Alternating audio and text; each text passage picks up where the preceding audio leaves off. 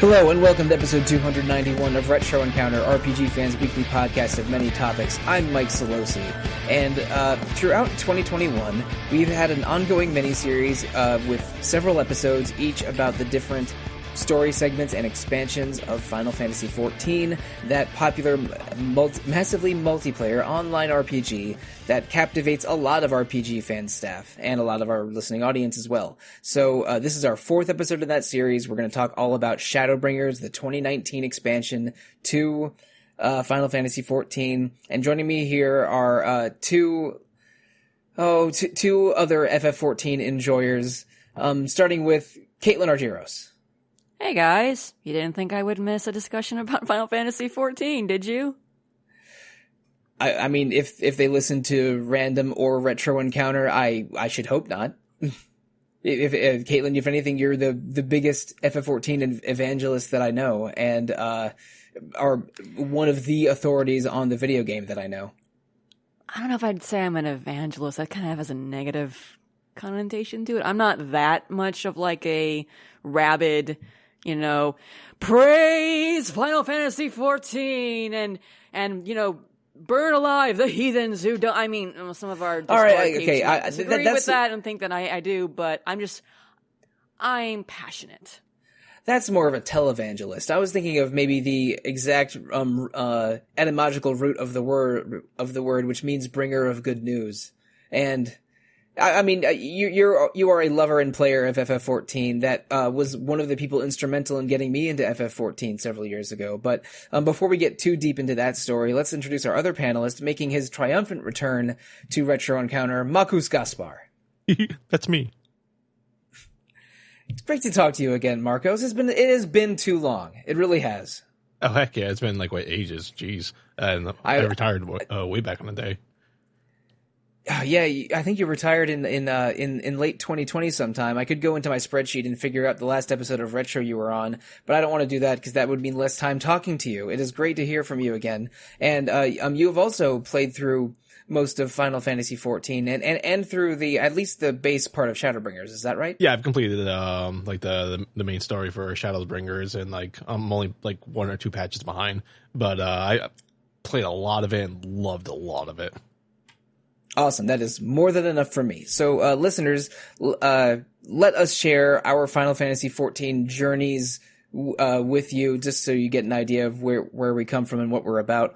I'll go first. I have said an abridged version of this story a couple times already in 2021 on these podcasts, so I'll keep it brief. I got into Final Fantasy 2016 through a combination of peer pressure from my RPG fan friends and seeing Super Sentai costumes and poses in one of the 2016 patches for Final Fantasy XIV. It was related to the Alexander raids around that time. But I got really deep in. I was captivated by the story immediately. I binged it incredibly hard that year, getting through all of Realm Reborn, then took a break for a while and got back into it real hard again in 2018, playing through all of Heaven's Word and Heaven's Word and Stormblood back to back.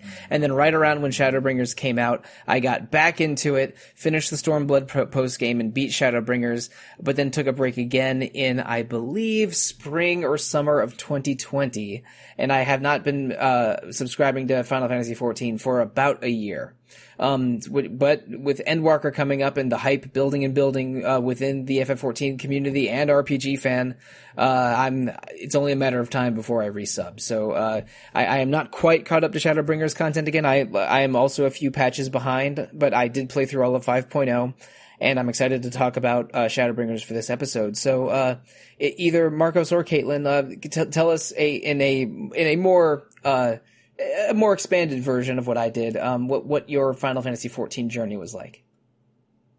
You can go ahead, Marcos. I think everyone knows what I'm going to say. So you mean my entire Final Fantasy XIV journey?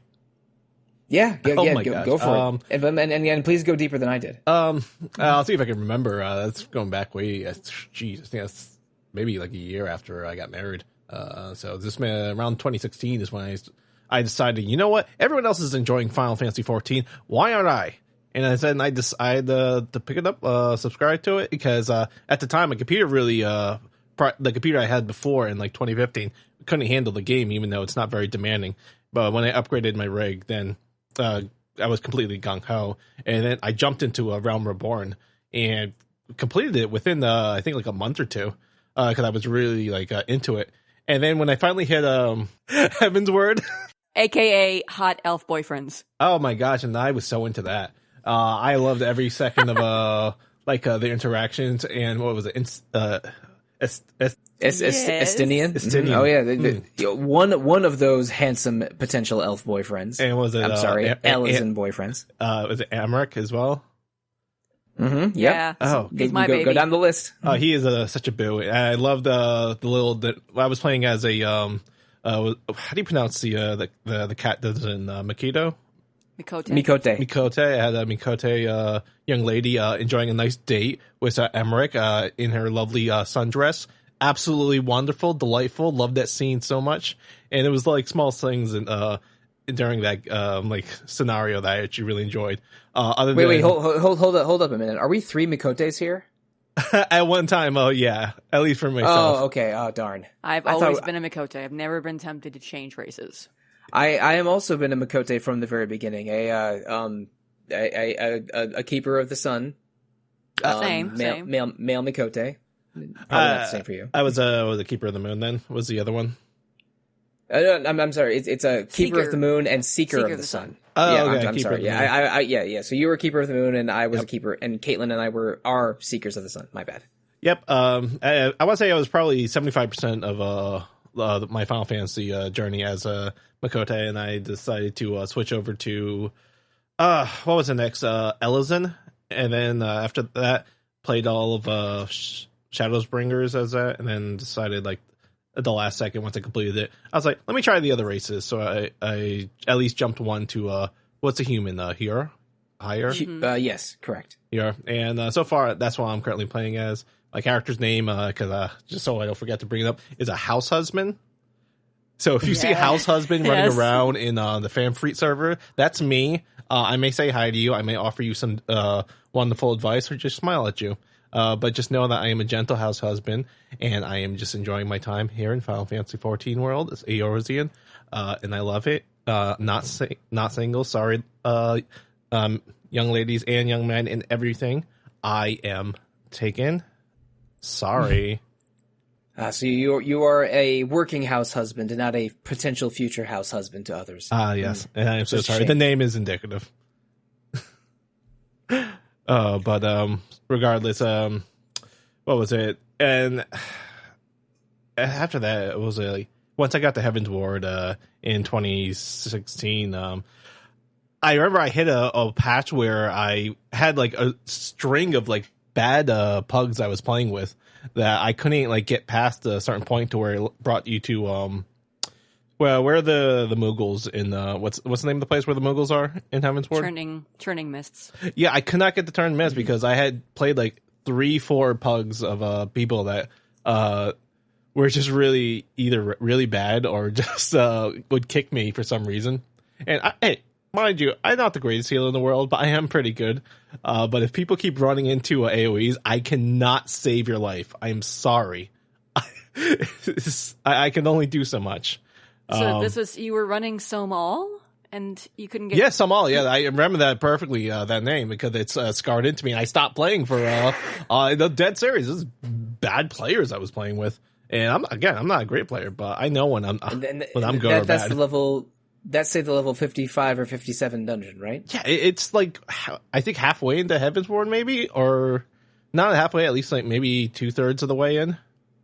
Yeah, that sounds about right. But man, that stinks. I haven't had that much trouble in any story dungeon, at least. I mean, maybe some optional trials or raids, but not a story dungeon. I'm sorry, man. Yeah, it was wild. It was a story dungeon. Really weird.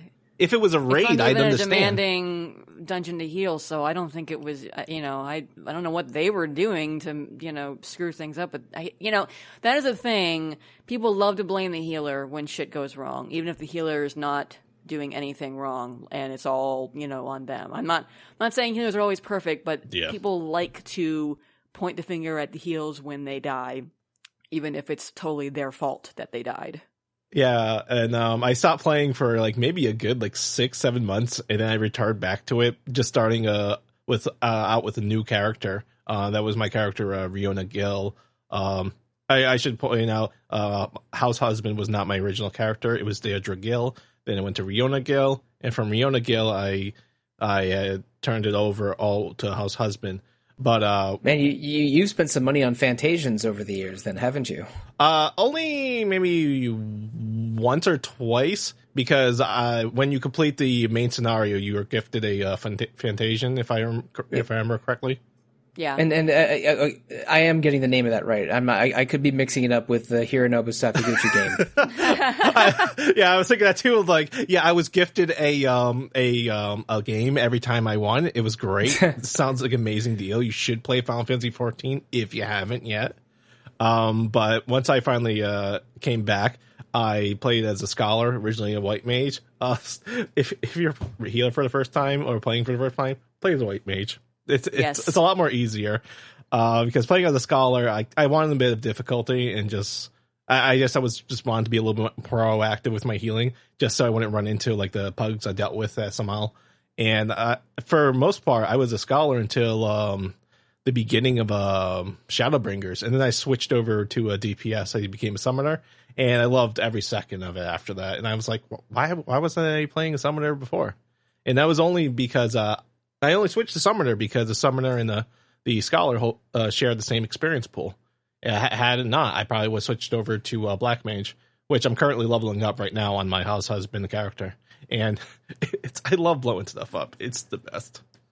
I also leveled up a Black Mage during my most recent stint in FF14, and I leveled it up all the way to 80 because in Shadowbringers, the job quest system is not exactly the same as previous expansions. Mm-hmm. Instead, there's a series of 4 of them, one for each type of role, physical DPS, magic DPS, tanks, and healers.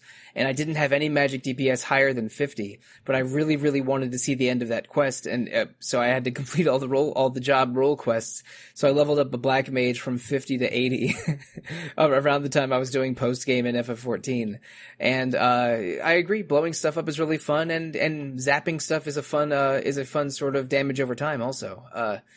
But I didn't mention this earlier. I started out as a monk DPS main in FF14, but after I tried every role, I discovered I really liked tanking, and I've been a warrior main ever since. And for a long time, I would keep warrior and monk around the same level, so like Q for DPS when I was messing around, and Q for warrior when I was being serious. But I've mostly settled into a tank main. But Caitlin, I know that you also are a healer main, similar to Marcos, but I'm sure that your FF14 journey is not the same as either of ours. So how did they all begin, and how is it going for you?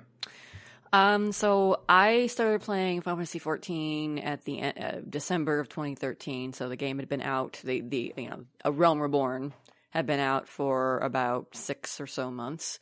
I had one of my friends is a former, emeritus editor, because she still does some stuff for us now, and was talking to me about 14 and, said you should check it out.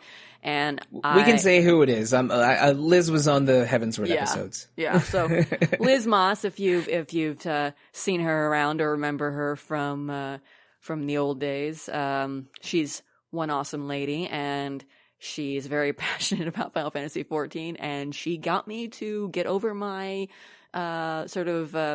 reservations about playing MMOs. So I checked it out, and I, fell in love with it. It helped that I met some other really cool, awesome people who also happen to currently or in the past work for RPG Fan, and hung out with them a lot, became good friends.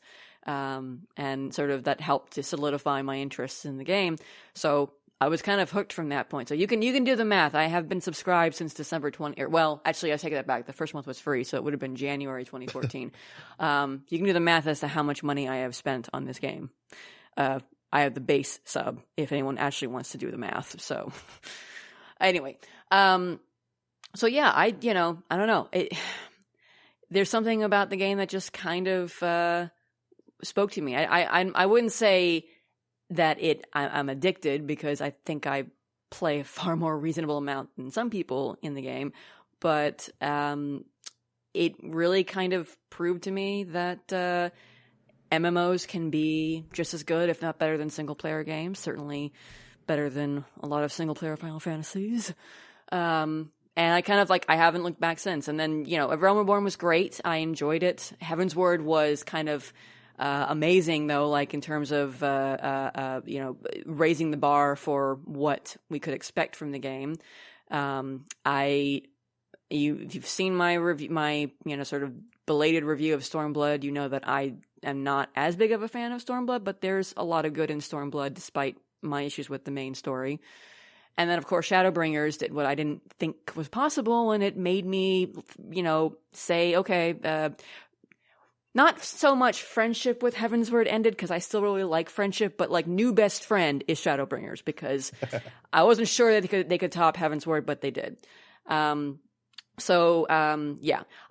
I mentioned before, I've always been a Mikote, cat girl. I like being a cat girl. I am actually a girl playing a cat girl. I'm not like some other people I could name playing cat girls. Like me. Let's see. I think I started out as a archer, as a bard. Although I remember I shifted the black mage, and I did level a conjurer briefly, but my main job at the beginning was bard. And then I swapped to healer during Final Coil, I think, was when I swapped to healer, white mage at the first. Let's see. I was scholar main for the first tier and a half of Alexander, but I wasn't a very good scholar because I was playing on console, and not that you can't play the job on a console, but I have something about all the skills and pet management just is kind of awkward with controllers.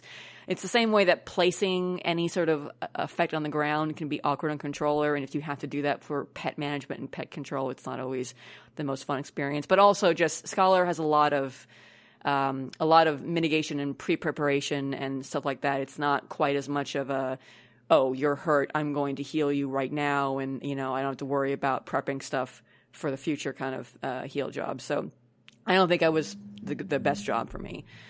I'm curious if they're going to adjust how Scholar works in Endwalker, because Sage really, really looks like a shield-heavy preparation-style healer. So I'm wondering if they're going to make Scholar go closer to the healing. Oh, they aren't. Well, it's going to be 4 healers, and they're clearly going for a 2 of each type healer. So Scholar will remain a shield healer along with Sage. Ast is going to get reworked. Ast is going to become, they're probably going to axe the Noct sect entirely, or heavily change it. It's not going to be a shield healer anymore. Which will suck for Ast mains, because they've had their identity really shifted a lot over the course of the last couple of expansions, from how they've completely nerfed certain aspects or removed certain aspects of the job, and they've heavily simplified the way that cards work. So I don't know. I mean, I'm not super choked up about it, because I like playing as a regen healer, and Diurnal Ast is a lot more fun for me to play than Noct Ast is, and I will probably like not having to worry about joining a party first as an Ast and then having to potentially switch to Noct if I get a white mage healing partner, unless I feel confident enough that we don't need shields. But I don't know. Diurnal just on Ast feels a lot better to me.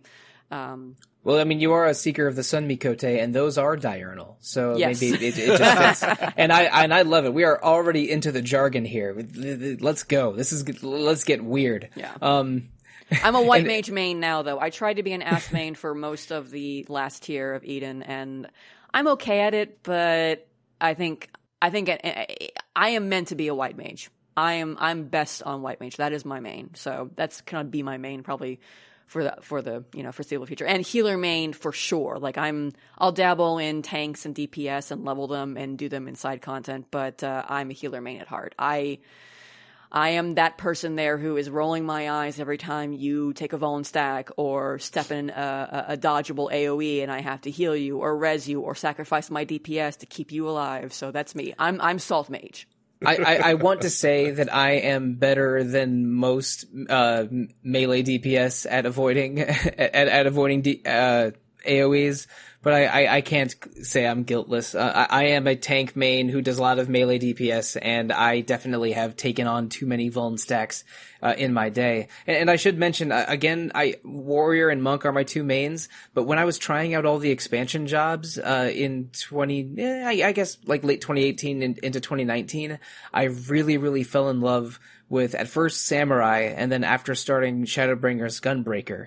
And they have become my sort of backup tank and melee jobs. When I want to be serious and try to clear some content, I'll run Warrior, but like I secretly kind of have more fun as a Gunbreaker because they're just a little bit more active, a little bit more busy than Warrior playstyle.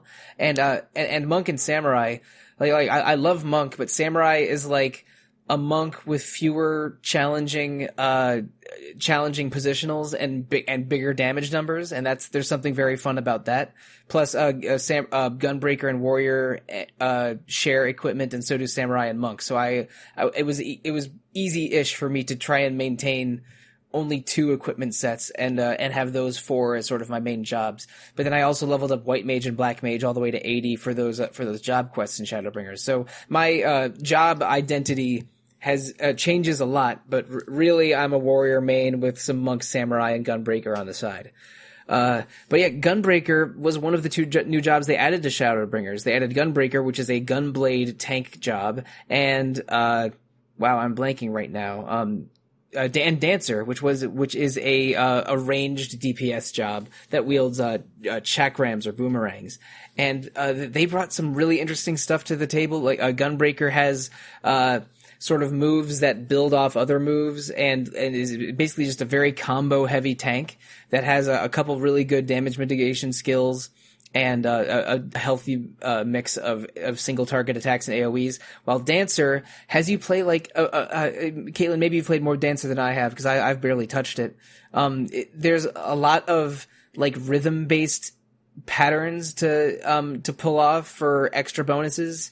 And you also choose a dance partner, which is typically one of the other DPSs in your group, that gives so that your dances give yourself a boost, but also give your dance partner a damage boost.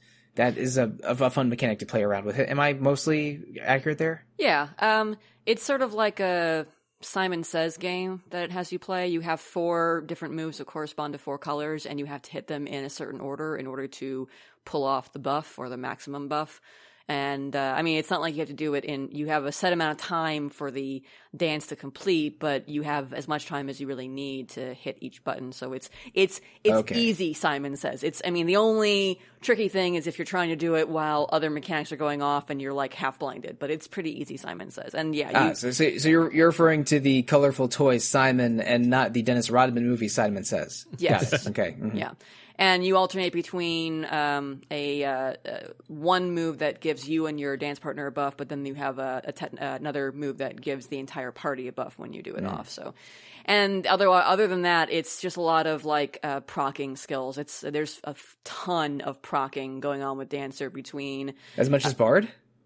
Yeah, well, yeah, kind of similar to Bard in a very similar respect, and the main management with Dancer comes with navigating the feathers that you get for doing various moves that let you do other moves that then can proc for more damage, your flourishes and whatnot. So it's a lot of like this is procced. I need to hit this. That is procced. I need to hit that. It has a rotation, but it's also a lot of a priority-based DPS where it's based on whatever is procced at the moment and what your gauge is at, your feather gauge is at in terms of what you do when.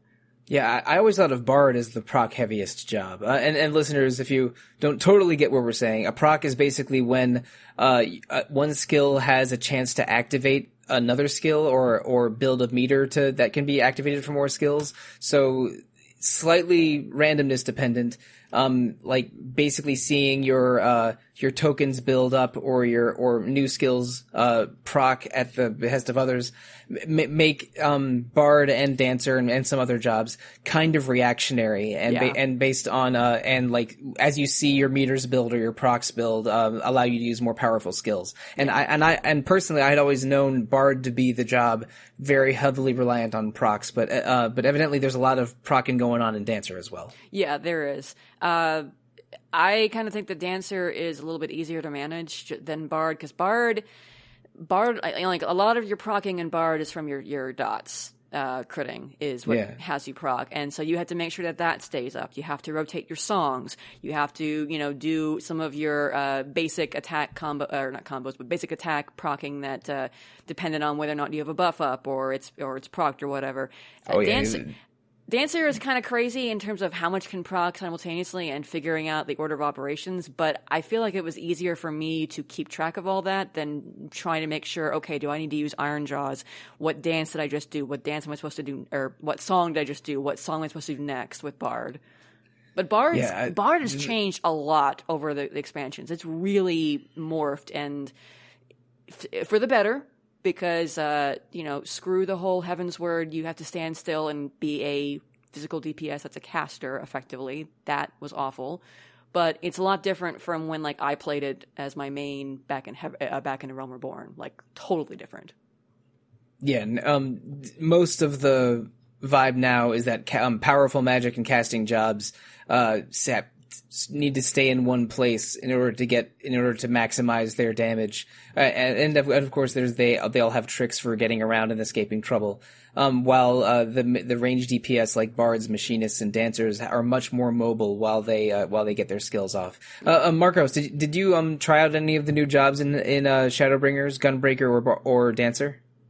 I tried him. I unlocked the quests to get the jobs, but once I tried them out, I didn't care too much for it. I kind of just stuck with summoning or summoner rather, and just trying to learn that because having learned that rotation was a little intimidating, and I had to practice especially when I got to level 80.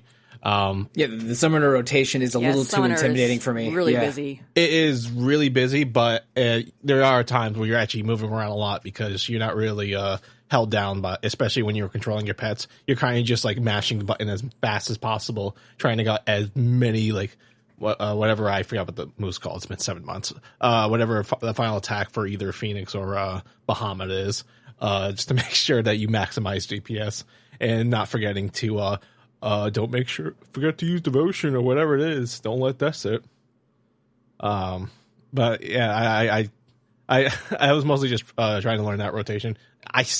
I'm probably 70% there, but there's still times where I'll drop it, and I'll just awkwardly look around, gosh, I hope no one noticed that. Yeah, summoners and ninjas, maybe less so now because they did simplify the ninja skill bar stuff a little bit. Those are the two jobs that have demand the most concert pianist skills out of players, I think. And again, the seeing what a high level summoner rotation looks like scared me off of leveling up summoner a lot.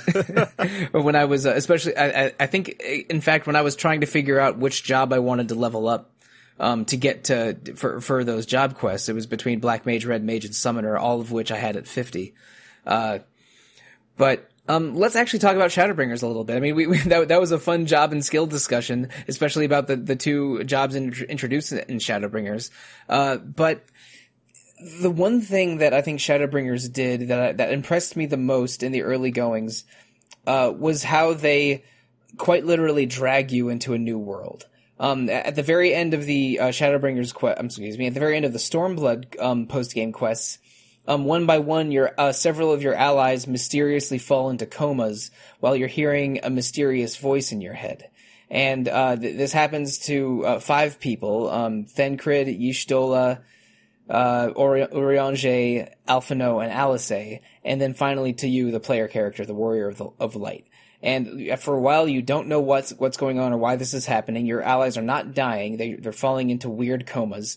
But when it happens to you, and you go on a spectacular brain journey, you find yourself in a place called the Crystarium, and some people there explain to you that they have been trying to summon you to where they are for some time now, and I think accidentally summoned your friends on a few occasions before, which is how those other 5 people got there, because the Crystarium is on the First, and the First is not exactly an alternate dimension, but part of the FF14 world because now I hope I'm not messing this up.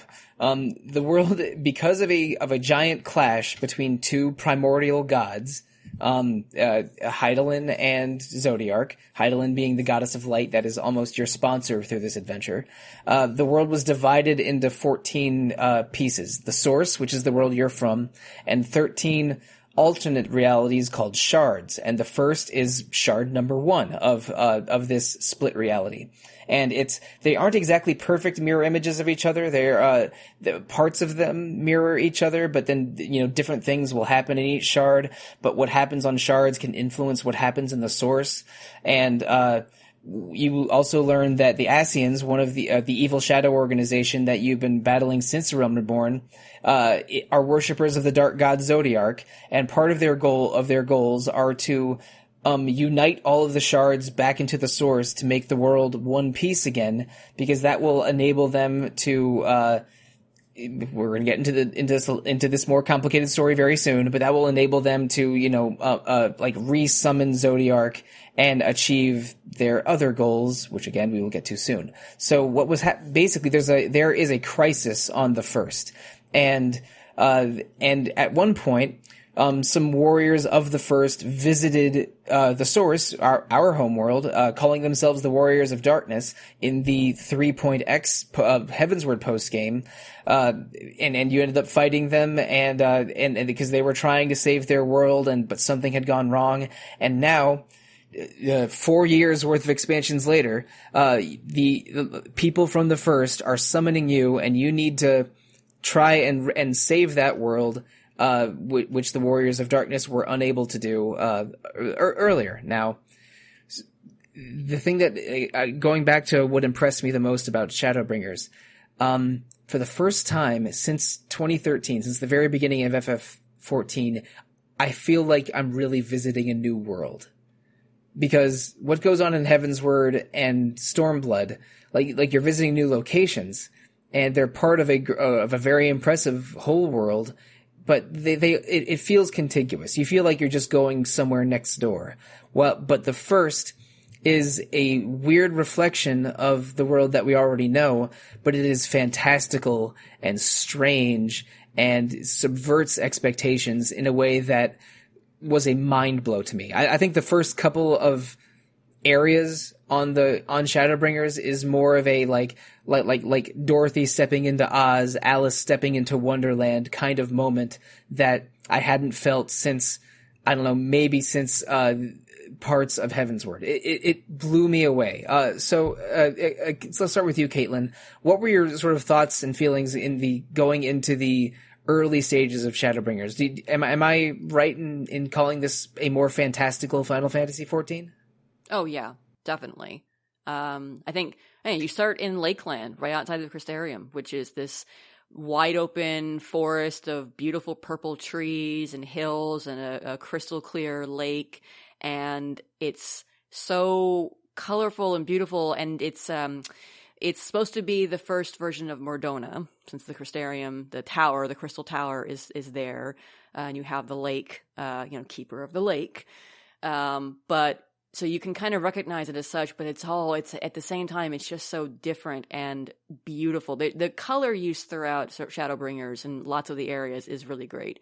But I think Lakeland was a really great place to pull us to sort of right out of the bat, make you feel like oh boy, we're not playing here. You really are in a different world here, and it's really different from what you're used to. And I think, like you said, I think the game needed that. Like, it's cool to learn to widen the map on the source and go to different countries and see, the sort of whole land, the whole planet, the whole globe of the source. But I think it was a really smart move to send us to the first here and give us a little something different.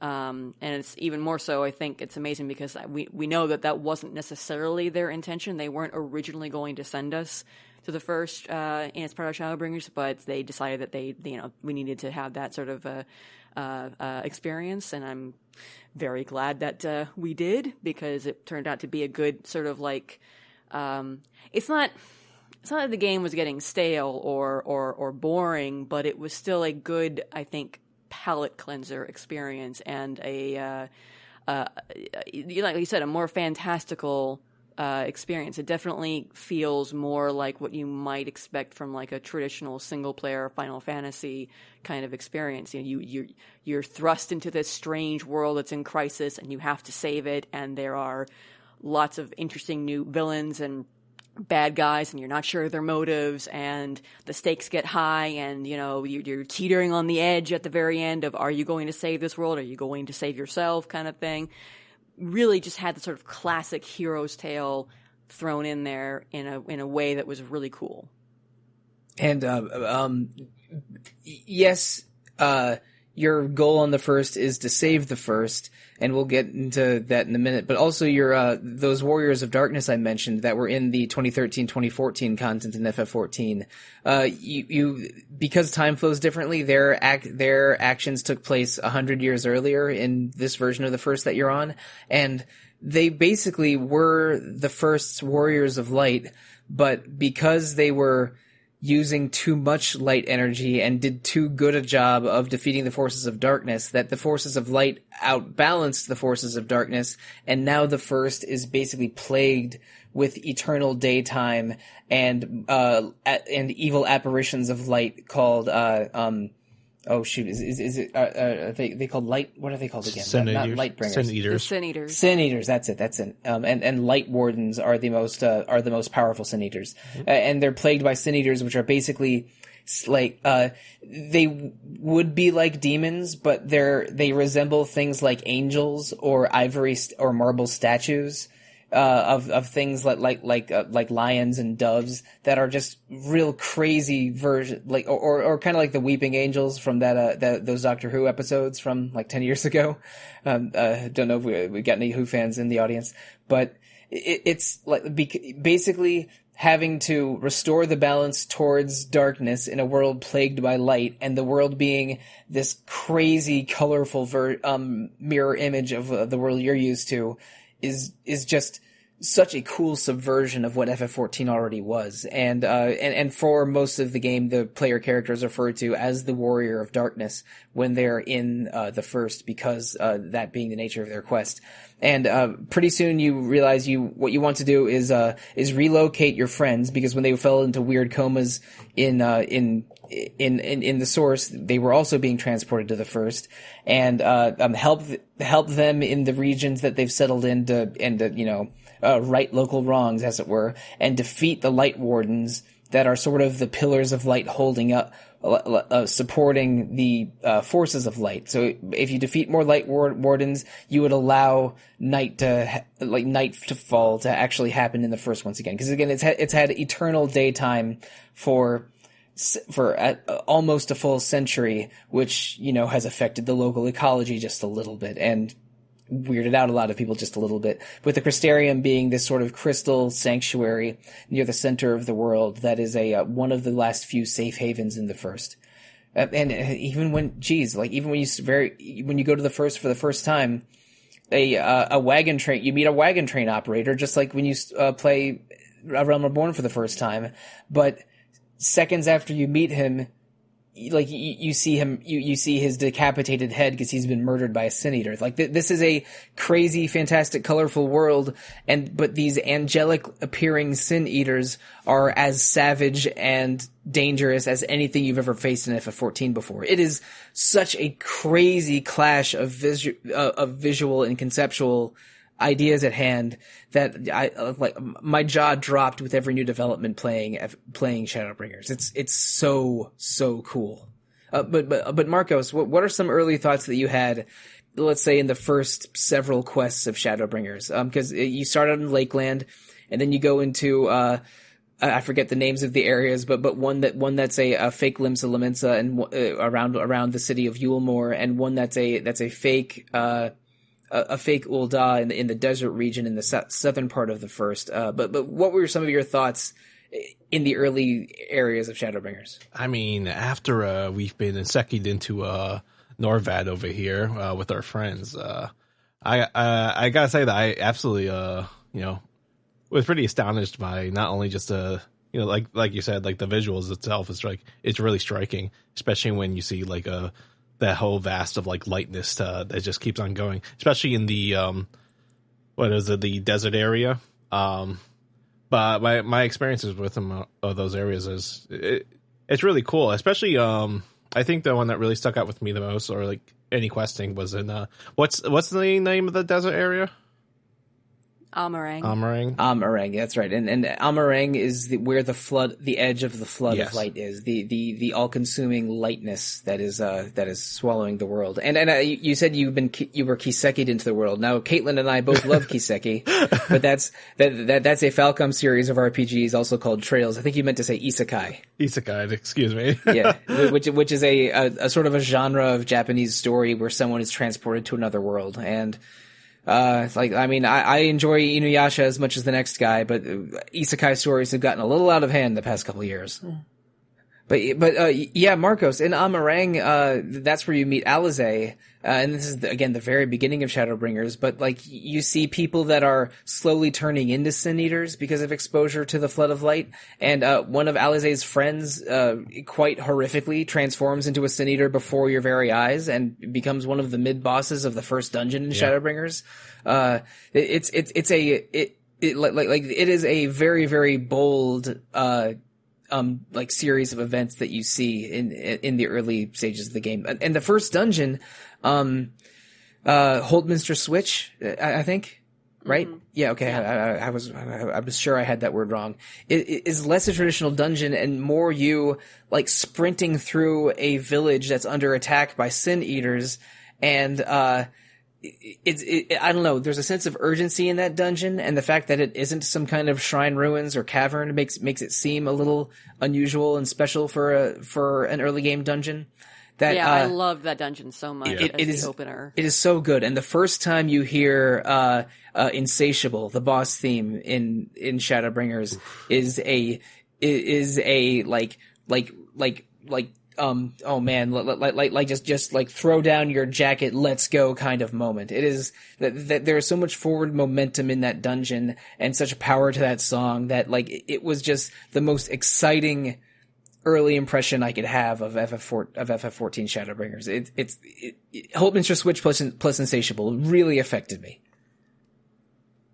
Oh yeah, absolutely. Yeah, I think that was a great choice for the first dungeon. Like you said, I mean, like, all the dungeons have been pretty linear ever since, like, the early Realm Reborn dungeons, where, like, I still have nightmares nightmares in advance of thinking about when I have to tank them, because tanks, of course, everyone follows the tanks. Tanks are supposed to know where they're going, and, like, I've done this dungeon a bunch of times, but, like, sometimes I don't remember which path to take. So I've had people get mad at me with that. What's the Chimera and sand quicksand dungeon in Realm Reborn? Shifting Sands, I think. No, that's not the Shifting Sands. Excuse me. No, I know what you're talking about though. I think Shifting Sands are the names of are what they call this. Karn. Yeah. I'm thinking of Karn. I think. No. Karn is that's also an early. The Temple of Karn is also an early dungeon. It's not the one I'm thinking of. Oh well, that's not important. But yes, I understand a thing or two about tank anxiety. Yeah, no, I know which one. I can't remember the name, but yeah. I know the boss you're talking about. Yeah, yes, but the point you were making stands that some Realm Reborn dungeons were were non-linear and unclear where to go next, and they became sort of more mission based and linear. And also focused more around how to handle individual mobs and how to handle individual bosses than how to simply navigate the dungeon going forward. So all of the dungeons in Shadowbringers are pretty linear, but have some fabulous thematic designs and fabulous encounter designs. Cutter's Cry is what you're thinking of. Yes, that's what I was thinking of, and I still do not enjoy that. Karn. I do not enjoy that dungeon at all. It's no one enjoys Cutter's Cry because it's annoying and it's too long if you go the route the way you're supposed to. Oh boy, I can't believe that I in my brain I have all these dungeons organized by levels. I'm pretty sure Karn is the level 35 story dungeon and Cutter's Cry is the level 38 dungeon, and frankly I don't enjoy either of them a lot. No. Brayflock's the level 32 dungeon I actually like quite a bit more. But anyway, let's go back to Shadowbringers. Holdminster Switch is crazy. You fight the first Light Warden at the end of it, and all the Light Wardens are named after forms of love from because the Greek language has something like 6 or 7 concepts of love, and I believe 4 or 5 of them are names of important bosses in Shadowbringers. I think Philia is the one at the end of Holdminster Switch. But when you defeat it, it's a lot of it's sort of light. Instead of entering another person and transforming them into the next Philia, it goes into the Warrior of Darkness, and because of your maybe because of your echo from the goddess Hydaelyn, maybe because of your special status as the Warrior of Darkness, you're able to absorb it and not turn into a Sin Eater. So, which is, again, that's one quirk of the most powerful Sin Eaters. So, following that, your quest becomes seek out all the other Light Wardens, take them into you, and when all of them are defeated, darkness can return to the first again. So that becomes at least part of the main story thrust through Shadowbringers. And the second Light Warden resides in an area called Ilmeg. You're sort of chased into there by a very dangerous man named Ranjit. But Ilmeg is, I believe it's this world's version of Ishgard, which again is a cold, frozen landscape in the source. But in the first, it's a fairy tale kingdom with more color than a cotton candy stand. And pixies and Numos. Don't forget those very good doggos. But also the Pixie King, Titania, inadvertently became the new Light Warden when they defeated the Light Warden that attacked there earlier, and has become a dangerous being that might be destroying Ilmeg from the inside out. So even though the pixies are very, very capricious and not trusting of you at the beginning, when you sort of befriend one of them, or actually I think you befriended them earlier, when you befriend one of them and take on Titania yourself, you do gain their trust. But oh man, I forgot. Ilmeg is also where you reconnect with Urianger, one of your teammates from the past, and you meet Seto for the first time. Yes. Oh my God, that part of the story is just heartbreaking because again, you're tracing in the footsteps of the Warriors of Darkness, and you meet one of the Warriors of Darkness, Ardbert, who is sort of exists as a ghost or a phantom, and he guides you a little bit along the way. I should have mentioned him earlier, but Seto was his companion. What are the chocobos, the black dragon chocobos in this world called, Caitlin? No, Amuro. Amuros, that's it. That's right. Instead of chocobos, the first has Amuros, which are black and have some chocobo-like features and some more dragon-like features. The Amuros are really cool looking. But the large chieftain of the Amuros, Seto, was Ardbert's steed and constant companion 100 years earlier. And you help out Seto during the events in Ilmeg, and hearing Ardbert and Seto reminisce about each other, but unable to talk to each other because Ardbert's kind of a ghost, is just so sweet and heartbreaking. It was one of the first of many weepy moments for me playing this game. Yeah, that really hits in the feels, especially because you're the only one that can see Ardbert, and so when you eventually meet Seto and, sort of learn who Seto is, Ardbert's there watching, and it's like, and there's that moment where, because Amuros are special beings, they sort of have a way to sense, shall we say, ether around them, almost kind of akin to maybe what Ishtola can do with her blind eyes. And there's a moment where I think Seto can tell that Ardbert is there in some capacity, and that was such a sweet moment. I believe that's after the events of 5.0 proper. It's during the sort of wind up of 5.0 once you've merged with Ardbert. But Seto can see the color of your soul, somewhat akin to the Ascians, and he can tell who you are or who is with you, basically. Right, and even when you first meet Seto, he mentions that you remind him of Ardbert and his companion, so he can sort of tell you're special, and which is why he cooperates with you. And part of that quest is asking to gain his trust, Seto asks you to find his badge that had fallen to the bottom of the lake nearby. And when you do, he mentions that this was his most prized possession because Ardbert gave it to him, and he felt it like it was a symbol of their friendship and how much he valued and treasured being the warrior of light's partner. And Ardbert just has this pained expression on his face. And later, when you in a separate conversation, when you speak to Ardbert, he said, "Yeah, I always called him my partner and my best bud. But I mean, I just thought he was sort of my animal companion. I didn't realize how much that meant to him." And that just, I don't know, that just made me think of all the because my family has had dogs for most of my life. That reminds me of just all the friendships I've had with my family's dogs. And I don't know, it hit me in a way I wasn't expecting a story about the hero's chocobo would hit me. I know it's not a chocobo, but it's the equivalent. Yeah, like holy moly. And there is emotional weight to even so many of the small stories in Shadowbringers that I was constantly surprised by it. After you defeat Titania and get out of Ilmeg, you go to the Lahi forest, whose name I don't remember, but it's going to be the Lahi place from now on. Raktika. Yeah, Raktika Greatwood. Thank you. Because it's the zone's music is a chorus of a newly developed language that features the word Lahi often. I believe it means wake up. But it's not the Rage Against the Machine song "Wake Up." I promise. The tone is a little different. But in Raktika Greatwood, you meet up with Y'shtola again. You right the wrongs of this area, find a village of Fiera, which are the mostly female bunny people that are one of the new races introduced for Shadowbringers, and you uncover some ancient ruins.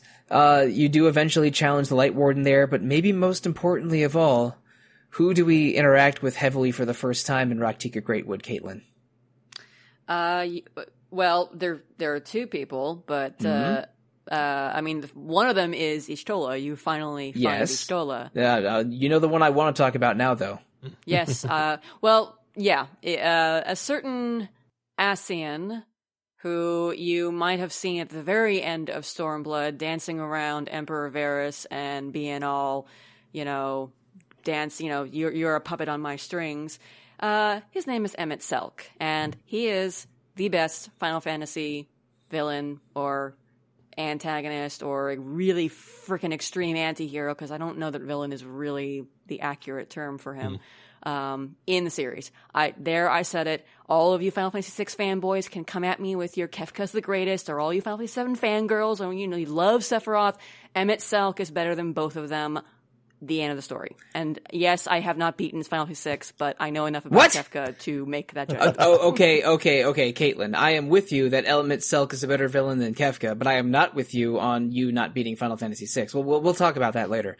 But just convince Square to do a remake with Octopath Traveler's engine, and I'll play it. Ooh. Hey, Dragon Quest III might be the test case for that. So I know, right? I'm excited. We'll see where this goes. But back to Final Fantasy XIV and Emmett Selk. Emmett Selk is an Ascian, so one of the eternal darkness beings, worshippers of Zodiark. We knew a little bit about him before, but he had his backstory is so fascinating. We won't go all the way back yet, but early in his career, he traveled to the Source, became the first emperor of Garlemald, and sort of has been manipulating the rise of Garlemald and the and their war with the rest of the Source for many, many years. And so when he appears at the end of Stormblood, the Emperor Varys is shocked to see him because he's like, grandfather? I thought you died. I was like, no, he's not grandfather. He's not your grandfather. He's an Ascian that has been possessing or manipulating your grandfather for a long time.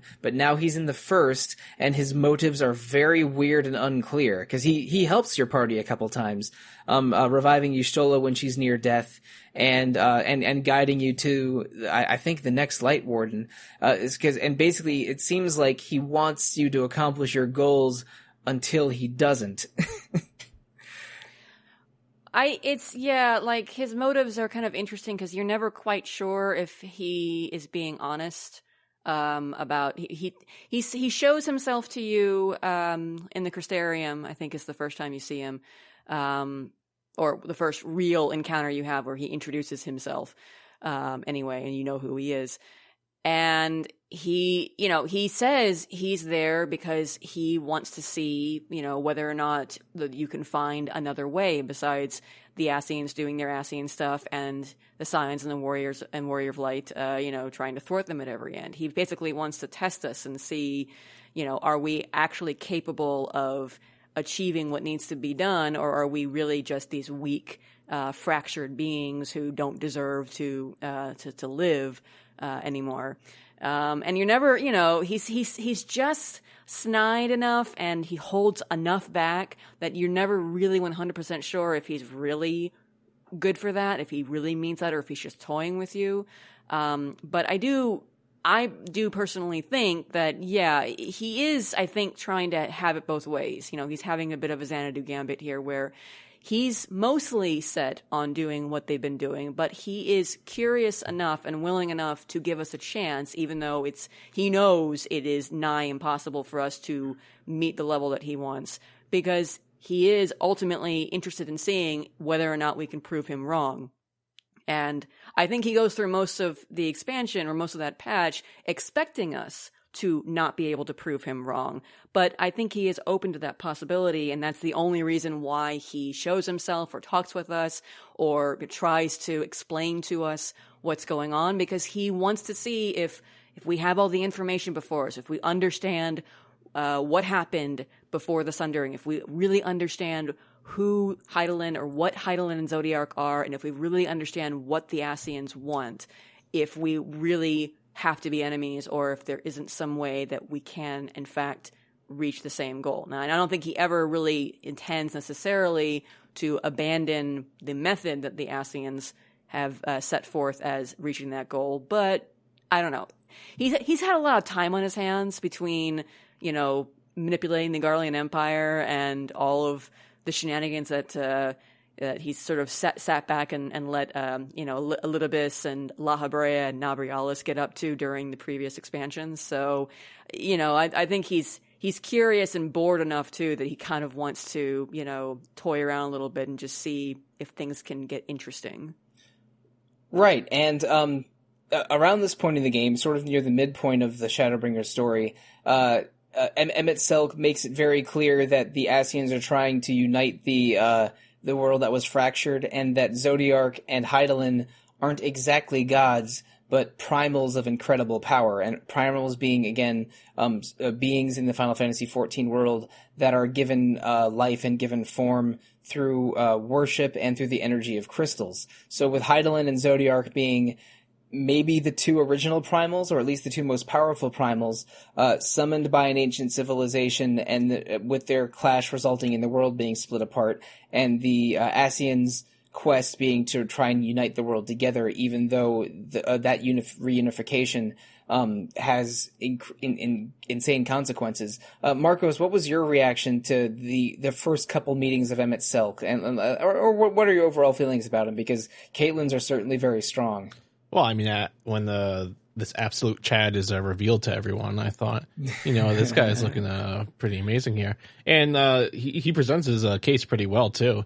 He continues to, seem that, he should be a sympathetic character. It's like, I have to live through 1,000 generations of, people dying and living lives and all that stuff. And, he's looking down on all these, other races as, lesser creatures. That's only in comparison because he's just been through so much trying to achieve this goal. And in the end, I want to say for about 50%, 75% of the journey, anything dealing with Emmett Selk, I thought, you know what? If this game gave me the choice to decide what's Emmett Selk, I probably would. But then he gets kind of a little crazy at the end. It's like, I'm just going to destroy everything. And he even says that at some point. When he's in the Crystarium with the Exarch and all the other Warriors of Light, that he sees them all as fractured beings, so he would have no problems just straight up killing them. And I was like, that's a little tough to say to a bunch of people, and then you want them to do what you want. That's kind of hard to sell.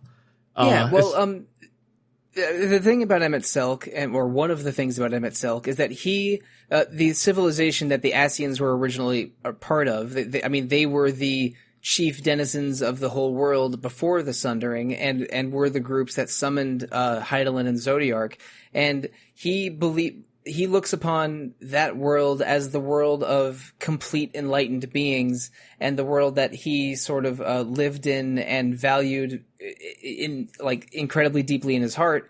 But after the Sundering, some of those people lived on as Asians and became determined to reunite the world, but some souls were split across the multiple shards and the source.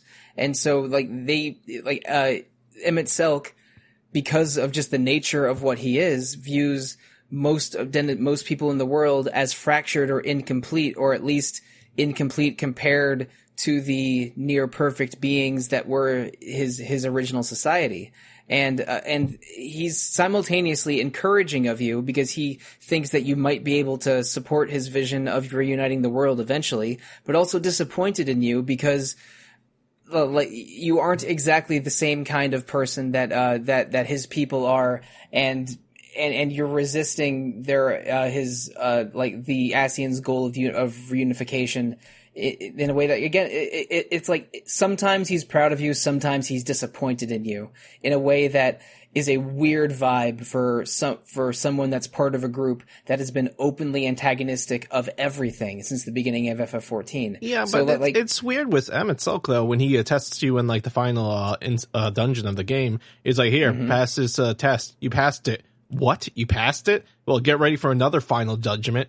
And it's like, okay, I was like, no matter what, I don't think anyone was gonna meet up to his expectations until the Warrior of Darkness or Light, I should say, meets up to the expectation at the very end of that. I won't spoil it. I'll let you guys spoil it in a second. But we'll get there. Yeah, we'll get there. I'm not going to say anything.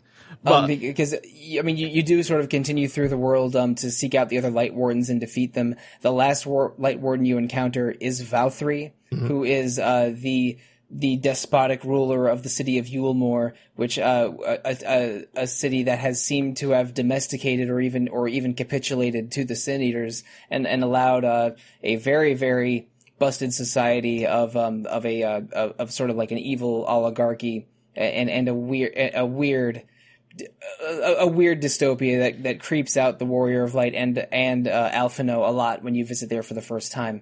But again, the ruler of Yulmore is the final Light Warden. When you defeat him and take in the light into the Warrior of Darkness, things get real weird and you're launched into the end game.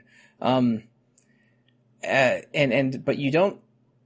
Let's see. I'm trying to remember exactly what happens. Caitlin, where does the story go after you defeat Valkyrie? I think he's level 79 dungeon, right? Yeah. So you absorb him, and then you start to react violently like other victims have because the light is too much for you. You are on the verge of turning into a Light Warden yourself when the Crystal Exarch, who is the man, the leader of the Crystarium, who is the one who is contacting you and accidentally summoned all your friends and has been helping you this whole time, shows up and reveals his secret plan, which is you suck up all the light, and then he takes it from you, and he shoots himself into the void and dies to save you and to save all the people that he accidentally brought to this flooded world. Because, big reveal, he is Grahatia, who you should hopefully know by now because the Crystal Tower raids are now mandatory to do MSQ. They weren't at the time of 5.0, which is stupid, but anyway, he is a secondary character from the Crystal Tower raids from A Realm Reborn. He is a Mikote who is also a descendant of the Alligans and very special and connected to the tower. And you might have recalled that at the end of that raid, he sealed himself away in the tower in order to guard it and protect it from people who would try to pillage it and use it for nefarious things. And there's a reason why he is in the first, a very specific reason that has to do with bad shit happening in an original timeline, namely the 8th Umbral Calamity. Yeah, and the whole reason why he's in the first is because the descendants of that calamity found a way to send him and the tower to the first so that he could then call us to the first and stop it. So there's all of that. And there's the whole emotion of realizing that he's one of your, former companions you thought you were going to see again. And then Emmett Selk, shows his true colors and shoots Graha and takes him away to the Tempest. And you are very nearly almost turned, but you have to keep going in order to confront Emmett Selk and save Graha and try to figure out a way to not die. Mm-hmm. Yeah, a bunch of crazy stuff happens at once. It would probably take a whole nother podcast episode to explain exactly what happens in the Crystal Tower, but it's a combination of time travel after centuries into a near apocalyptic timeline,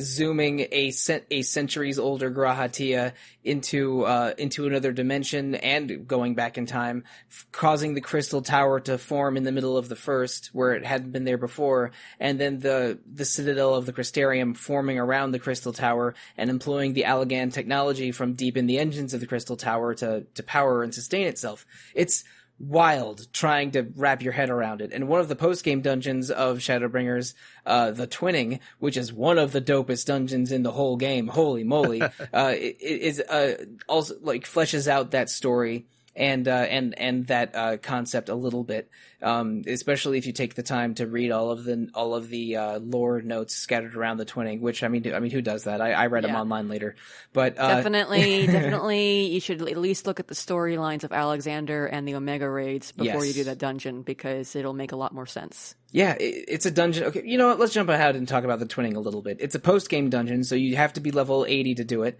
But it basically, and it's in the basement of the Crystarium is its location essentially.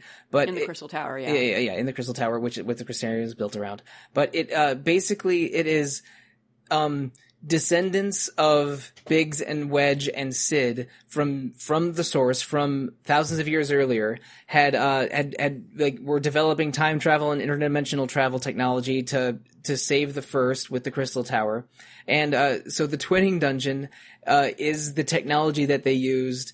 All sort of you're fighting its defense mechanisms and other monsters around that. So it's a combination of Alexander's technology from Heavensward, Omega's technology from Stormblood, and Crystal Tower technology from Realm Reborn, all pieced together. And the battle theme that goes through most of the Twinning is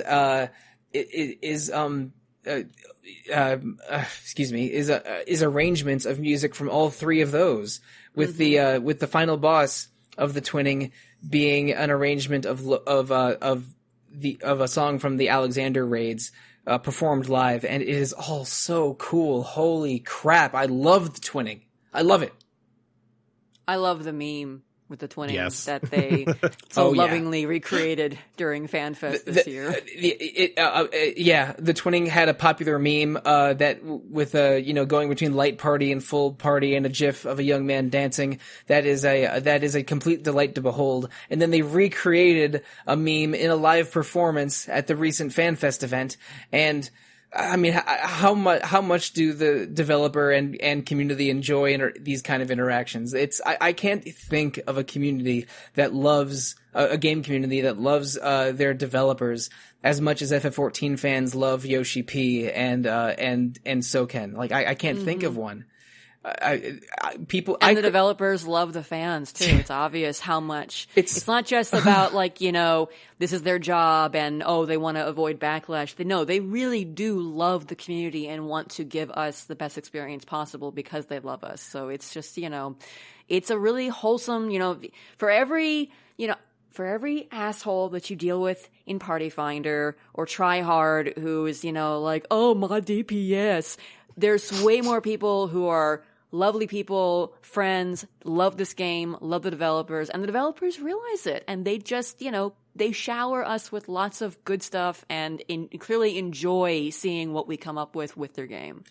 Now, all three of us have been following the game industry because we have, deeper interests in video games than merely playing them. I don't want to put words in your mouth, but we all at least know a little bit about that. And it's easy to be cynical and in the interest of being a realist say that, I mean, look, these game developers are doing this for their job. they definitely have some passion and probably used to have more passion, but it's become a job for them, and they don't care about fans or gamers. They're just trying to make their games. And sometimes that's true. But with FF14, and again, I can be as cynical about game development as the next person, but I really do feel the love here. It is remarkable how there is such a feedback loop of positivity for the fans, showing so much affection for the creators, and the creators really doing their best to live up to fan expectations. And like when Soken was talking about his cancer diagnosis after the performance, both Yoshi P and the translators saying Soken's words in English, and everyone in the audience, and me at my computer screen were crying real tears. Because like there is so much love and passion and dedication from the fans and from the creators interacting that it's incredible being part of this community and taking part in Final Fantasy XIV. And we've only finished talking about 80% of the storyline of Shadowbringers, but I don't care anymore. This is this expansion and this game and this community are an incredible realization of passion from fans feeding into passionate developers, creating a labor of love that has shown financial success to match or at least support this amount of passion. I've said the word passion 5 times in a row, and I'm not eating passion fruit boba or anything. I'm just talking about how much we love and everyone loves, and how much love is in this game. I'm talking nonsense. Please, someone say something else.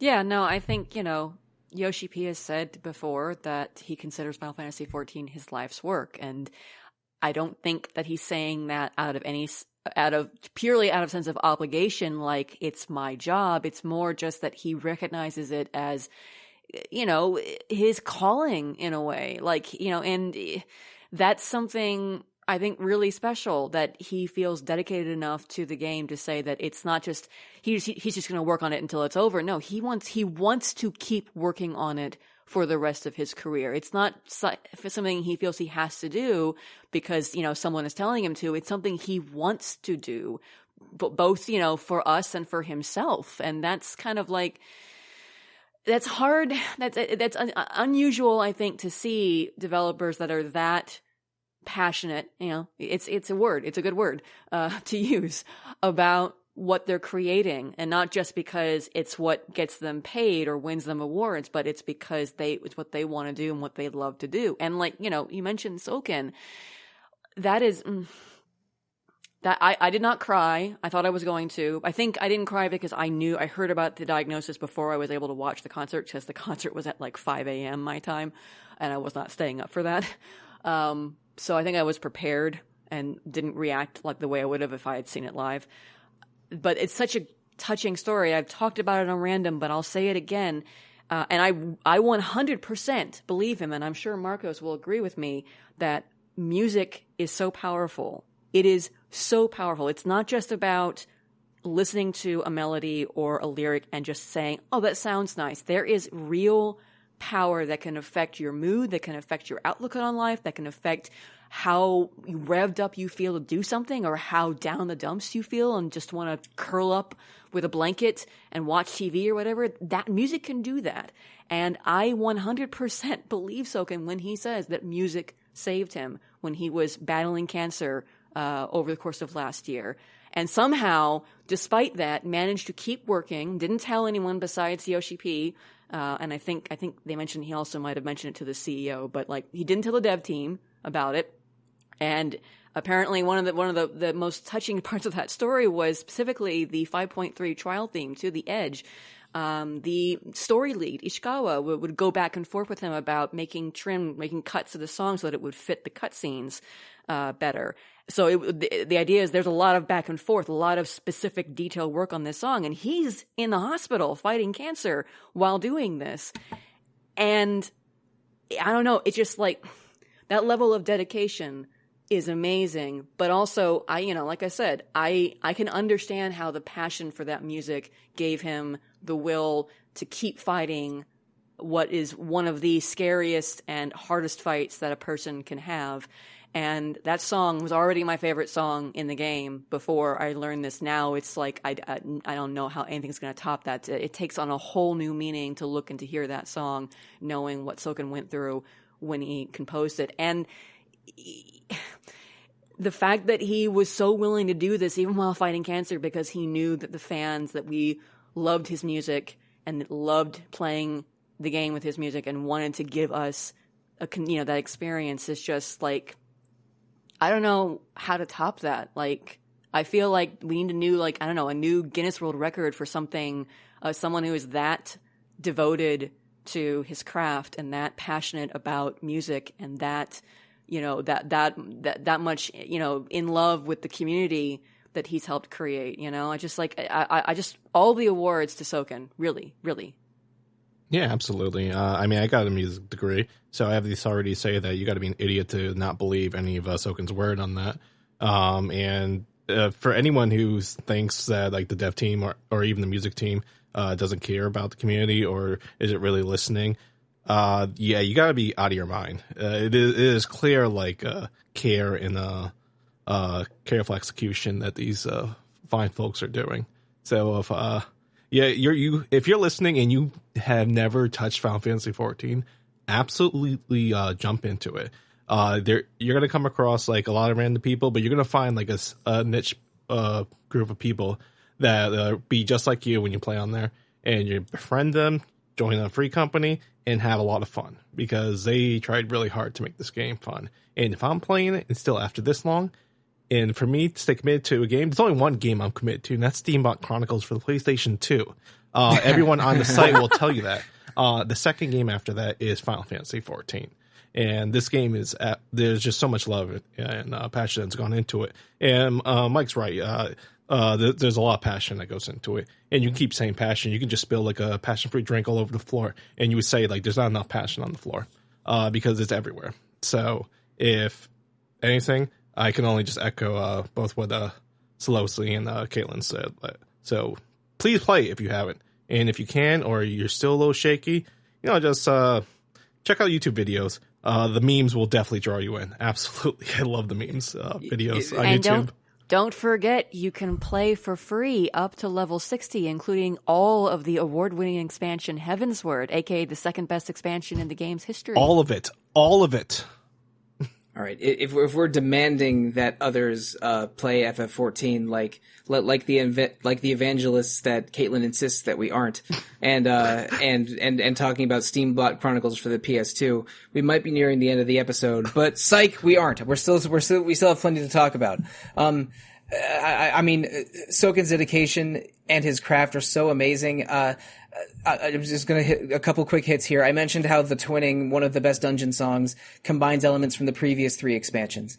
And Insatiable, I mentioned how much I love that boss theme. It is an appropriation, a new version of how so many Final Fantasy battle themes begin with a staccato dun dun dun dun dun dun dun dun dun, but they bring it with a new rhythm with the dun dun dun dun dun, like that, just that adaptation. And how one of the other post-game dungeons in Shadowbringers, Anamnesis Anider, is a new arrangement of Sastasha, the very first dungeon in Final Fantasy XIV, but with a new tone and fighting different Sahagin sea monsters along the way.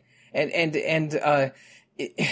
there is so much thought and craft and into each song, and so many of them are unrepentant bangers that even if you are so against the idea of playing an MMO that you will never play FF14, please go on a YouTube safari of its music, because it is one of the signature pillars of what Final Fantasy XIV is. So again, Soken is so beloved by the community for many reasons, including how passionate he is, that it's remarkable. But Caitlin mentioned probably 15 minutes ago that Emmett Selk takes Grahatia into the Tempest. The Tempest is a underwater area, or a watery area that was recently deprived of water because of crazy circumstances. And it's the final zone of the game. And after you explore it heavily, you realize that Emmett Selk has sort of built his own citadel to the ancient civilization of Ascians that existed thousands of years ago. It's a recreation from his memories of the world that he used to love, that he's trying to restore. And as you explore that for the first time and go through the final dungeon of the game, which is called Amarot, after the name of that ancient city, Emet-Selch sort of forces you to experience the calamity that he experienced when the city was first destroyed, just prior to the sundering of thousands of years ago. So you're going through this ancient city that you recently explored ruins of, or a recreation of, it being destroyed and with all kinds of crazy monsters attacking it. And after you defeat that, you fight Emet-Selch himself, who at one point thought that maybe you would be able to see his vision and join his cause, or at least help him in his cause. But ultimately you don't. So he decides he has to defeat you, and you merging with the soul of Ardbert, the former warrior of darkness, the warrior of light of the first, is what's able to sort of make you a more complete version of yourself and keep the light warden inside of you from escaping. It's also at least hinted at, if not said so more explicitly, that part of the reason that Emet-Selch wants you to join him and wants to believe in you is because the version of you, or maybe your soul, used to be one of his closest friends in that ancient civilization. So, like, Emet-Selch was seeing you and supporting you, and literally seeing a fractured, incomplete version of someone whom he used to love. Maybe not a romantic partner, but at least a beloved friend. So, I headcanon it as romantic. That is a very fair interpretation. I'm only not saying it explicitly because I think it'd go either way. But I can. Yeah, but right. But so like Emet-Selch wants nothing more than just to restore the world to what it was before this disaster. And in you, Emet-Selch sees a beloved friend or lover from those centuries ago. So it just completely breaks his heart for you to not see his vision, and he ultimately tries to fight you and kill you. He takes on the name Hades, which is maybe his true name when he before the sundering. It's the same Hades that you might recognize as a Final Fantasy VII summon and Final Fantasy IX super boss. It's a hell of a final trial to be the end boss of Shadowbringers, and as you defeat him, Emet-Selch, as he's sort of fading away, or in his dying breath, he says, "Remember us." In just a poignant, tragic end to Shadowbringers that takes an Ascian, one of the shadow beings that has been nothing but evil since the beginning of Final Fantasy XIV. And for a moment, like Marcos mentioned earlier, makes you wonder if maybe it would be okay to take their side. It's so powerful. And FF14 ends on a kind of happy note with you and your friends emerging out of the Tempest with Grahatia back at the Crystarium. You see all your friends that survived the events of the game, which is most of them, and basically have a happy scene before the credits roll. But man, Shadowbringers is an emotional journey, and we haven't even talked about Minfilia reincarnating into a young teenage girl who was trapped in a cycle of reincarnation that Thancred tried to help her escape, or the community that Y'shtola sort of became the den mother of in the Raktika Greatwood during that part of the quest. Runar, poor Runar. Yeah, or the oh my god, the adorable I forget what Mikote are called in the first, but the middle-aged Mikote couple in Yulmore that become your sponsors. Julia Chai. Yeah, the Chais. I love the Chais. I love them so much. That's a great little sub story about Chai News, her husband. Yeah.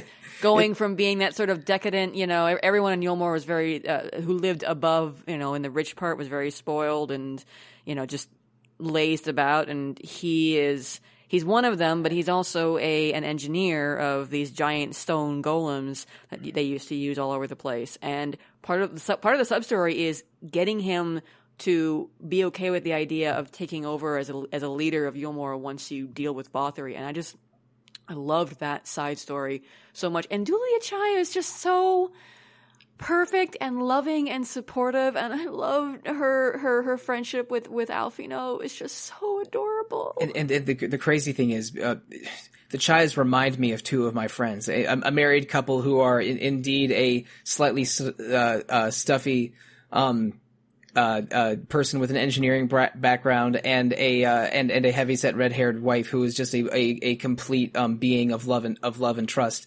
It's the Chais are incredible, and they almost seem like comedy characters who are just ignorant to the plight outside of their bubble, but end up as completely lovable and supportive, and are so like even the seemingly unimportant NPCs in Shadowbringers are just so beautifully written. Shadowbringers is, I think, my favorite part of Final Fantasy XIV, and the entirety of Final Fantasy XIV is one of the most amazing video game projects, communities, accomplishments in existence. And we were, practically advertising FF14 to you listeners a short time ago, and I'm going to reiterate that. Like, even though it's an MMO, and a lot of people have reservations about them, including me 5 years ago, but it is so awesome that if you have the time investment, then at least try that level 60 free trial, because it is one of the most incredible Final Fantasy journeys and one of the most incredible RPG journeys that I've ever experienced. And and listeners, I shared my FF14 journey with you over the course of these 4 episodes, as did 8 others, including Marcos and Caitlin here. And I hope that we communicated some enthusiasm and passion in these podcasts, because there is so much to love in FF14. But so before we go into final housekeeping, please just share with me, each of you, one thing in FF14, one, let's say, optional thing that is among your favorite parts of Shadowbringers. It can be a dungeon, a trial, a raid series, a side quest, just one thing we haven't talked about yet that you want to gush about briefly. I'll go first, give you a chance to think about it. The Alliance raids in Shadowbringers are based on Nier Automata and Nier Replicant, and weirdly also the first and second Drakengard games. They were written by Yoko Taro, the writer and creator of all 3 of those, and also have borrowed a music staff from Nier, but are a weird alternate story and appropriation of concepts from the Nier games that are really dramatic and make for exciting and occasionally quite challenging raid series. I haven't done the 3rd phase of it yet, but Copied Factory and Puppet's Bunker are a pair of real wild rides. And I think you should definitely experience them if you can, listeners, even if it's just watching a video online and hearing the incredible mashup of Torn from the Heavens from FF14 and Dark Colossus Destroys All from Nier Replicant. That's the Puppet's Bunker boss theme. Well, okay, so we kind of glossed over it a little bit, but I really think that my favorite thing about Shadowbringers is 5.3, because the main story of 5.3, there's it's just on so many levels, what that patch did was fantastic. It threw into sharp relief this idea that's been running through the entire expansion of we are the hero, we are the warrior of light. Light has been kind of, our moniker is light is good, dark is bad. The Ascians are always wearing dark, well, except for Elidibus, are always wearing dark robes and doing dark, bad things. And the entire expansion has been sort of about flipping that on its head, with us, coming to a world where light triumphed and it went badly, and now we have to be warriors of darkness. And 5.3 really kind of brings that into sharp relief, because you end up fighting someone. I won't say who. You end up fighting an incarnation or avatar of the Flood of Light. Yeah, the warrior of light, mm-hmm. the original hero in the Final Fantasy series, lore and whatnot. So it's a weird kind of flip because we are the heroes, we're the good guys, and we are known as the warrior of light on the source, but we are the warriors of darkness here, and we are suddenly thrust into battles against the warrior of light and various other incarnations of warriors of light from around the multiverse of Final Fantasy XIV. And it's just an interesting way to juxtapose the whole thing by you know, bringing into this question of light isn't always good, dark isn't always bad, heroes aren't always the people who, you know, say that they're there to save everybody, and villains aren't always the ones that, you know, you think are doing these awful things. And you know, that was an amazing kind of experience to have, this climax of this expansion, because 5.3 is the end of the main story of Shadowbringers before they start prepping for the next expansion. But there's also a specific moment during that climax that sort of like redefined things for me. It recontextualizes Emmett Selk in a way that made me fall in love with him all over again. And it's one brief moment during that trial where he shows up unexpectedly, or a fragment of him shows up unexpectedly to help you out of a bind. And I was squealing during that whole thing because he shows up not as himself, but as an Ascian, just dark robes and a mask. You're not quite sure who he is at first. But then he does the signature snap, and then he walks away and he does the signature hand wave that he always did, and you realize it's him. And that moment was so huge, and combined with the way the information that we get from Hythlodaeus in Amarat about the convocation and the revelation about who we are and who we were to him, to Hades, to Emmett Selk back before the Sundering. I just like, there are hints to that obviously in Shadowbringers, in 5.0 proper, but this is the game really bringing it to the focus and making it clear what's going on. And I was floored by that, and I just really respected the character and the writing that much more from that moment. And then I'll cheat and I'll say that musically, my favorite part of Shadowbringers was the E8S, the Shiva Savage, the second phase, the new the remix of Footsteps in the Snow from way back and when. That remix is so good, and it is always going to be on my playlist for grinding content. Like whenever I have to have background music, that's like my number one song. I featured that song on an episode of Rhythm Encounter over the winter. We were talking about great winter and icy music, and that song is certified dope. Holy crap! Yeah, it slaps really hard. I love it, and it's so brilliant. I think I said this on Twitter at some point. It is literally section for section Footsteps in the Snow, but backwards. It starts at the end of the loop of Footsteps in the Snow with that segment of the melody, then goes to the penultimate, and then keeps going backwards. Like, listen to it. Listen to each major part of that remix, and then go back and listen to Footsteps in the Snow, and you'll hear how it is that same song just flipped on its, it's going from the back. So brilliant.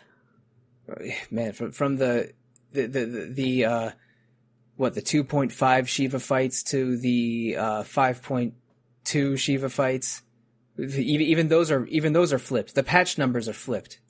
Yes. And from Sestasha in 2013 to Anamnesis Annider in 2019, Soken is a genius. Yes. So Marcos, what's one optional or periphery Final Shadowbringers thing that you want to highlight before we shut it down? That's a tough one because Shiva was one of them. But if I had to go about anything, it was probably my time dealing any of the dwarf quests, and the names for almost like all of them were something amazing. And I think one of my favorite ones is called "It's Dwarfing Time."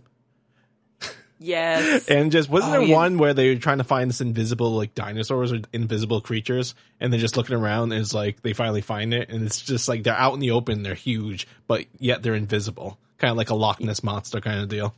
Yeah, the dwarves are so goofy and adorable, and their society is very friendly but also very strange in a way that when you interact with them, it's towards the end of 5.0. It's probably when you're in the level 78, 79 range. But they are hilarious and lovable. I love the Dwarf Village. Yeah, and it's like even dealing with them to get to the first raid for the Nier Automata one, you're just dealing with what are they, brother and sister pair? Yeah. Mm-hmm. Yeah, and just like all those quests were just really enjoyable. And of course, I love the Nier raids, but I really love the dwarfs. I didn't think I was gonna love them as much as I did, but when I finally got to them and did a lot of side quests and the quest names, I was like, these are my people.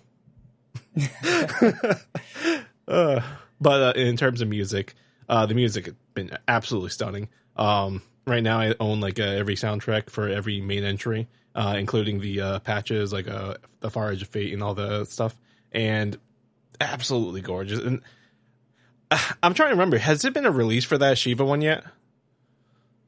It's an EP that you can buy digitally, and it's going to be on I think it's one of the Shadowbringers selections on the new vinyl albums that they're releasing, but it hasn't been on a full album. There will be, tradition is that there is a second album for the expansion that comes out shortly before the new one that has all the music from the patches that weren't in the first one. So there should be another full album that will have Return to Oblivion. Yeah, I would buy an album. I would buy an album that's just the Eden raid and Nier raid music from the Shadowbringers post-game content, because it is all so incredible. And to think that Soken composed at least a lot of it while suffering from and recovering from cancer is a complete mind blow. Yeah. So, listeners, this whole episode has been a mind blow. We didn't cover nearly all of Shadowbringers. I think it would have been a little too boring if we just gone plot point by plot point, but diving into the mechanics of the new classes, to the concepts behind Soken's music, to going real deep into Emmett Selk, who's worth his own episode.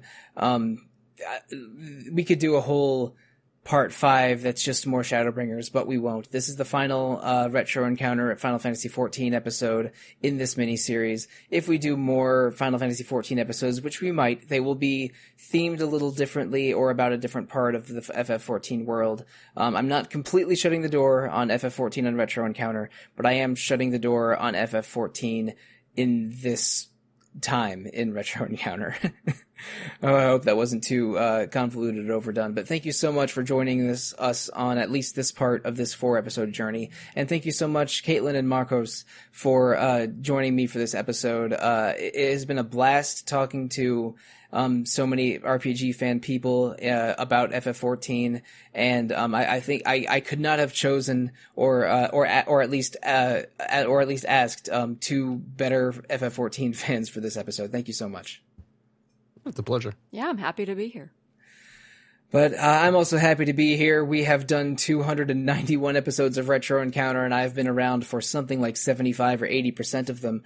That number is disturbingly close to 300, and I will give you more details in episode 300 probably next month. We are starting to plan it, and we have an idea of what we're going to do for it, but we're not going to share that yet. I will share about what we're doing for the rest of June and the beginning of July in Retro Encounter. Next week, we have our first of 2 episodes about Knights in the Nightmare, the DS and PSP RPG that is a combination of genres that's a little complicated to explain, but our panelists will do the best to do so in those 2 episodes. Coming in July, we're doing an episode on Nier Replicant that was originally going to air this month until I got waylaid real hard by Monster Hunter Rise in April. So that I'm going to finally play Nier Replicant very soon. Well, I've already started. I'm going to finish playing Nier Replicant very soon, and we will talk about it on a podcast episode in July.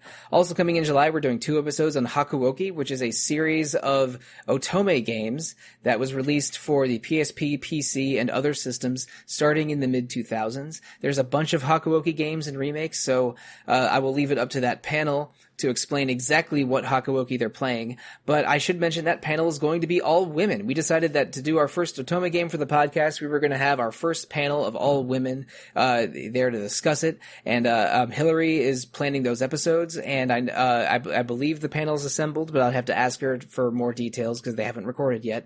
But I'm very excited to hear about Hakuoki for our special Ladies' Night Retro Encounter Game Journal episodes coming in July. But July has 5 Thursdays in it, Marcos and Caitlin. And oh yeah? Yeah, so there's 2 episodes I haven't brought up yet. Marcos, do you remember some episodes you were on in 2016, around when we started playing Final Fantasy XIV, interestingly, where there was a lot of arguing, and I stopped being friends with Peter Triesenberg for about a month? Oh, shoot. Are we talking like one of the first episodes? No, we're talking about... Oh, shoot. Oh, God. About a series of episodes that... You're not talking about what I think you're talking about. Oh, I am. What episode, Marcos, have we had the most discussion of Steambot Chronicles that we've ever had on this podcast?